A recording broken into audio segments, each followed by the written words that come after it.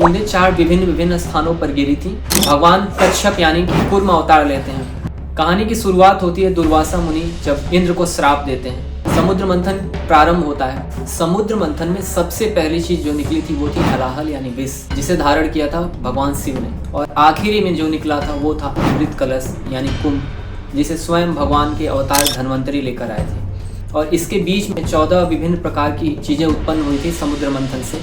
पूरी समुद्र मंथन में हम देखेंगे तो भगवान कृष्ण ही थे जो इसको संचालन कर रहे थे। दुर्वासा मुनि जब इंद्र को श्राप देते हैं और उस श्राप के कारण इंद्र अपना पूरा राजपाट असुरों के हाथ में हार जाते हैं। देवता लोग ब्रह्मा जी के साथ भगवान विष्णु के पास पहुंचते हैं, जहां भगवान विष्णु उन्हें असुरों के साथ मिल करके समुद्र मंथन करने की सलाह देते हैं। क्षीर सागर में मंदराचल पर्वत को लाया जाता है और इस मंदराचल पर्वत को लाने में भी भगवान ने अपने स्वयं के वाहन गरुड़ देव को भेजा। मंदराचल पर्वत आ चुका था और अब एक रस्सी की जरूरत थी। रस्सी के लिए फिर वासुकी नाग को उपयोग किया गया। देवता लोग वासुकी नाग के मुख की तरफ रहना चाहते थे, लेकिन भगवान ने उन्हें सलाह दी कि वासुकी नाग के पूंछ की तरफ रहिए, क्योंकि उनके मुख से जब जहर निकलेगा तो उसे आप सहन नहीं कर पाएंगे। और असुर यानी दैत्य इस बात से बहुत ही खुश थे, क्योंकि उन्हें वासुकी के मुख की तरफ जाने का अवसर मिला था। समुद्र मंथन प्रारंभ होता है। मंदराचल पर्वत धीरे धीरे अस्थिर होने लगता है। फिर भगवान कच्छप यानी कि कूर्म अवतार लेते हैं।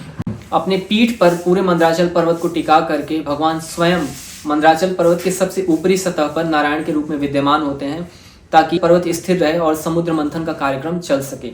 समुद्र मंथन चलता है और सबसे पहली जो चीज निकलती है वो थी विष, और इस विष को पान करते हैं भगवान महादेव। इसी कारण उनका नाम पड़ा था नीलकंठ। समुद्र मंथन के दौरान और भी बहुत सारी चीजें उत्पन्न हुई, जैसे कि ऐरावत हाथी जिसे इंद्र ने धारण किया, उच्चश्रवा घोड़ा, सुरभि गाय ऋषियों ने अपने पास रखा ताकि वो यज्ञ कर सकें। ऐसे ही उच्चश्रवा घोड़ा, यह घोड़ा वैसा है जिसकी 7 मुख थे और ये सबसे तेज गति से चलने वाले अश्वों में से एक था। भगवद गीता में इस वर्णन आता है कि अश्वों में मैं उच्चश्रवा हूँ और हाथियों में ऐरावत। फिर कौस्तुभ मणि आती है जिसे स्वयं भगवान विष्णु धारण करते हैं। लक्ष्मी जी आती हैं जो स्वयं भगवान हरि को अपने पति के रूप में स्वीकार करती हैं। एक मान्यता के अनुसार यह भी कहा जाता है कि दरअसल अमृत कलश तो एक बहाना था, वास्तव में भगवान श्री हरि को लक्ष्मी जी को वापस ले आना था, जो किसी कारणवश पुनः समुद्र में चली गई थी।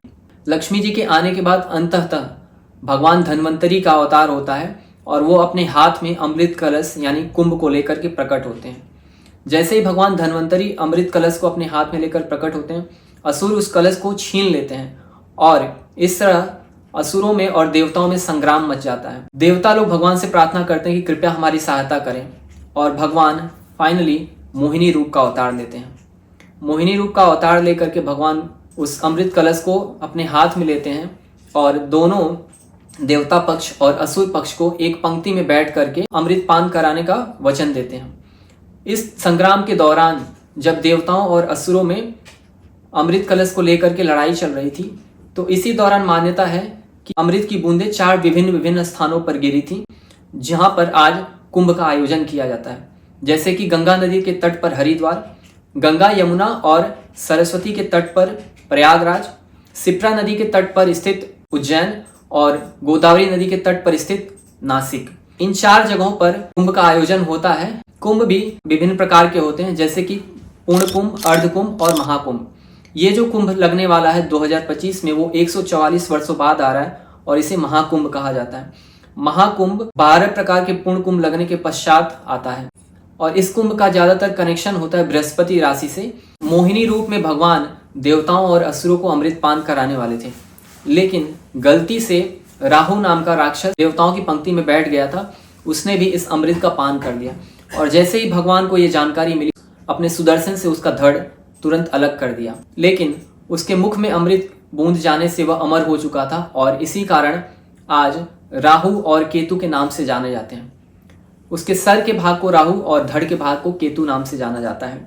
अंततः अमृत पा करके देवता सब अमर हो जाते हैं और पुनः असुरों से युद्ध करके अपने राज्य को वापस पाते हैं।